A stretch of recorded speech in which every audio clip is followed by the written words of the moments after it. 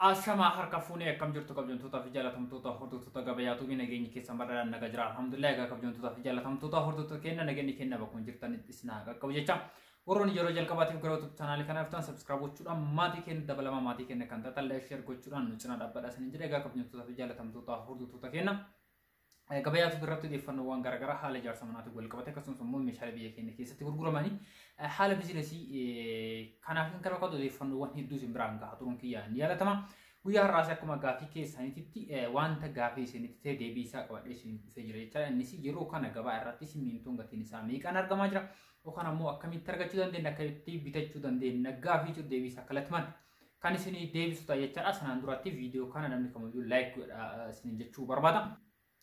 Egaa erga ji'a muraasa asii ji'a takka lama asii biyya keenya keessatti gatiin simmintoo baay'ee qaala'ee jira jechuudha. Qaalahuudhaan alattis bitachuufis gatii qaalii sanaan bitachuufis haalli isaa baay'ee mijaa'ame yookaan ammoo argachuu kan hin dandeenye jechuudha naannoo garaagaraa keessatti biyyuma keenya kana keessatti.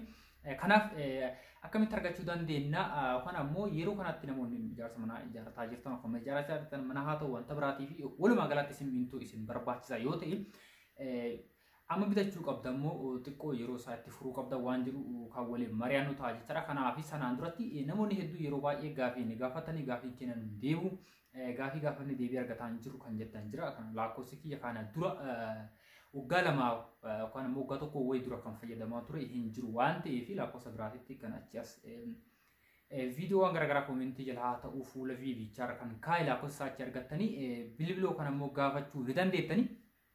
Akkaataan gaafii keessanii anas haa ta'u nama bira yuutuubara haa ta'u feesbuuk irratti warra tiiktook irraas haa ta'u nama barbaadan gaafii gaafachuudhaaf akkaataan gaafii isin itti gaafatan murteessaadha jechuudha. Ijoon dubbii irra caalaatti guyyaa irraa isin dubbachuu barbaadu yookaan immoo irratti haasa'uu barbaade isa kanaadha jechuudha. Gaafii ni gaafatanii namni gaafii tokko deebii argachuun wanta jiru kan immoo deebii argachuu qaba. Egaa deebii argachuudhaaf gaafii gaafatee deebii argachuudhaaf namni tokko gaafiin isaas murteessaadha jechuudha. Maaliif akkaataa nama gaafatu sana ifate ta'utti gaafachuu qabda.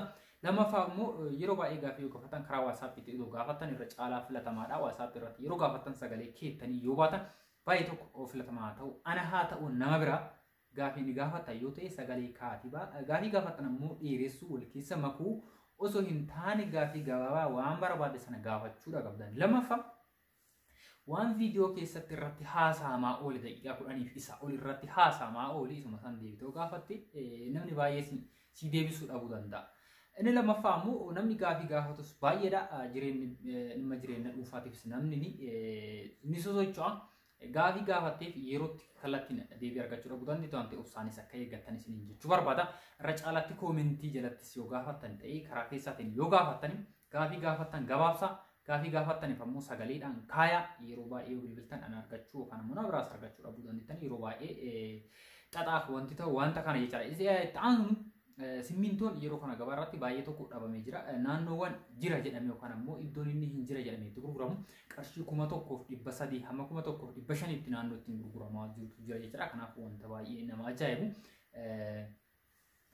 Yeroo darbe kan ji'a tokko dura viidiyoo waa'ee simmintoo kanarratti isin biraan gahee ture. Isa irratti kan jedhu simmintoon tokko gatiin isaa olaanaadha kan jedhamu qarshii 600 kan jedhudha achirratti. Egaa seerri biyya keenya inni warqatarraa fi inni lafarratti hojjetamee fi hojiirra oolu duddaaf garaadha jechuudha. 600 yoo baasan 1,600 kan gurguramu jechuudha. Kanaaf viidiyoo isaa yeroo baay'ee viidiyoo isaanii yeroo sanatti isin biraan gahee jira. Waraqaa isaan baasanii chaappaas irra dhahanii gatii kanaan gurguramuu qaba.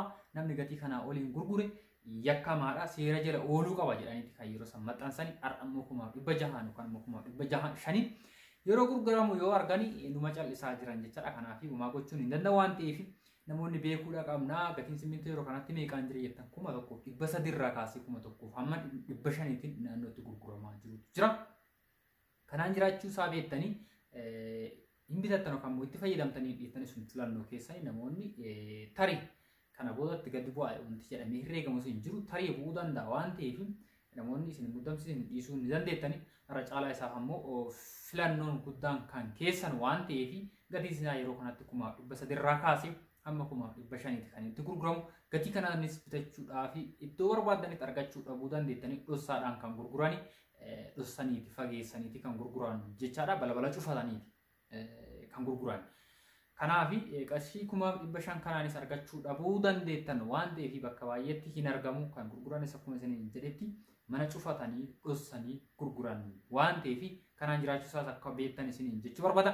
Egaa akka hojjettootaaf jaalatamtoota hordoftoota kenna simmintoon alatti meeshaalee ijaarsa manaa kanneen bira viidiyoo tan irratti qabadhee isin dhufa viidiyoon akkasiin jala dhiiranii jechuudhaafi tokko isaa qorqorroo haa ta'u mismaarraa kaasee meeshaalee guutuu ijaarsa manaatiin barbaachisan qabadhee isin dhufa odeeffannoo guyyaadhaa isin biraan gahuu barbaade isa kana asirratti gaaffii yoo qabaattan akkuma jalqabarratti isin kaasetti karaa WhatsAppiitiin sagalee keessan kaayaati dhiisaa yeroo argadhe tokko ammoo akkaataa gaaffii keessan itti hubadhetti isinii deebisa. Irra caalatti mana tokko ijaaruuf kan manni luki 60-70 ijaaruudhaaf qarshii hammamna gaafata gaaffii akkasiin namoonni gaafatan gaaffiin kun wantuma yeroo san ol ka'anii hamma kana jedhanii namaa himanii miti. Maaliif herreega hojjechuu gaafata meeshaaleen gabaarratti meeqan akka jiran odeeffannoo isaa fuudhuu gaafata tokko isaatitti herreega mana tokko baasuudhaaf guyyaa tokkoo fi isaa ol gaafachuu ni danda'a.